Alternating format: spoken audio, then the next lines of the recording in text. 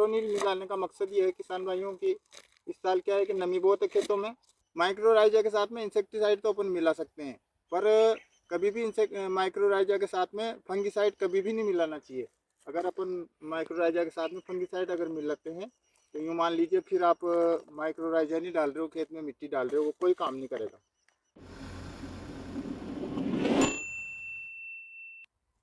राम राम किसान भाइयों, स्वागत है आपका हमारे यूट्यूब चैनल खेत और किसान में। लाइक करें, सब्सक्राइब करें, ताकि जब भी हम कोई नई जानकारी साझा करें आप तक पहुंच सके। आज एक बार फिर हम बात करेंगे अफीम के खेत के बारे में। तो बरसात हुई थी, उसके बाद में अफीम को पिलाए अभी 10-12 दिन हो चुके हैं। जो ताव लगना था वो तो लगा नहीं बरोबर, पर अब जो स्टेज में हमारी अफीम की फसल है, जो अब जिस स्टेज पे है उस स्टेज पे ज़्यादा ताव लगाना भी ठीक बात नहीं है। तो इस टाइम पे अगर अपन ज़्यादा ताव लगाते हैं तो क्या होता है कि ज़मीन फटती है, ज़मीन फटती है तो फसल की जड़ें टूटती है, जड़ें टूटेगी तो जाहिर सी बात है नुकसान होगा ही। तो आज हम अपनी फसल में पानी पिलाएंगे, तो कौन कौन से खाद डालने हैं, क्या करना है क्या नहीं करना है, वो उसके बारे में अपन आगे चर्चा करेंगे। तो बने रहिए हमारे साथ वीडियो में। ये माइक्रोराइजा लेकर के आए हैं 4 किलो।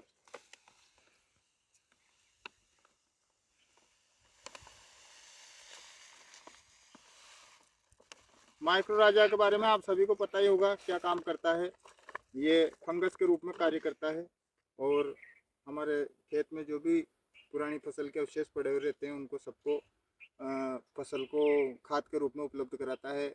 और जो भी एनपीके वगैरह जो ठोस मात्रा में पड़े रहते हैं ज़मीन में, उन सबको ये अपनी फसल को उपलब्ध कराने में सहायता प्रदान करता है, ज़मीन को भुरभुरी रखता है और ख़ास करके जड़ों के विकास में इसका महत्वपूर्ण योगदान रहता है। जड़ें इसके उपयोग से जड़ें बहुत अच्छी ग्रोथ करती है।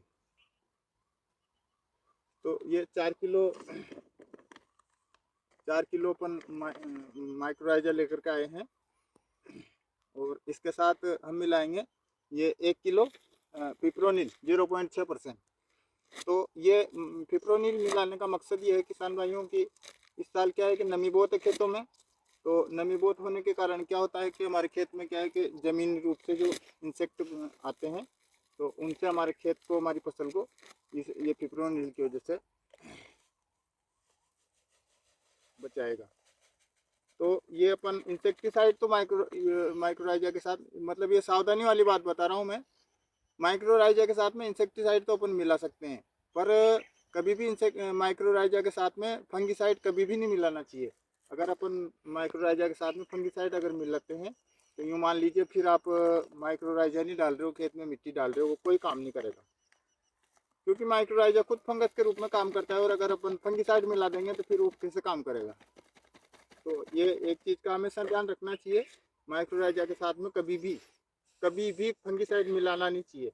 और जहाँ तक हो सके कम से कम 20 दिन तक तो फसल में, खेत में जब माइक्रोराइजा दे रखा होता है तो 20 दिन तक विशेष ध्यान रखना चाहिए, फंगिसाइड जमीन के रूप में देना ही नहीं चाहिए, नहीं तो अपन का जो माइक्रोराइजा के पैसे लग रहे हैं वो सारे बेकार जाएंगे।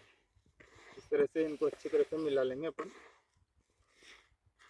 और पानी पिलाने से पहले खेत में अच्छी तरह से भुरकाव कर देंगे।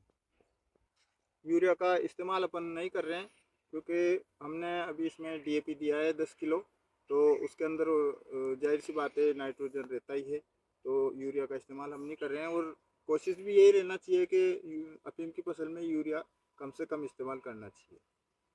यूरिया इस्तेमाल करने से अफीम तो ग्रीननेस पे आ जाएगी, पर उसका नुकसान होता है, फिर बाद में बीमारियाँ ज़्यादा लगती है फसल में, क्योंकि उससे पौधों में क्या है कि कोमलता आ जाती है, कोमलता आती है तो कीट और फंगस होते हैं वो बहुत ज़्यादा अटैक करते हैं। तो इस तरह से मिला के और एक समान रूप से खेत में छिड़क देना होता है।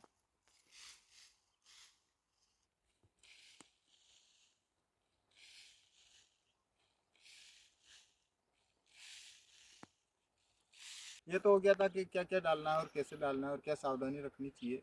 और माइक्रोराइजा के बारे में आप सभी को वैसे तो पता ही होगा क्या क्या काम करता है। ये हमारी फसल को तनाव से लड़ने में मुक्ति देता है, मजबूती प्रदान करता है फसल को, और विपरीत परिस्थिति में अपनी फसल खराब नहीं हो उसके लिए भी फसल को तैयार रखता है। और इसका विशेष काम रहता है जड़ों के ऊपर रहता है। तो जड़ों का विकास अगर ज़्यादा होगा तो जाहिर सी बात है हमारी फसल बेहतरीन होनी ही है। और आगे भी आपको वीडियो के माध्यम से जानकारी दे दी जाएगी। धन्यवाद साहब।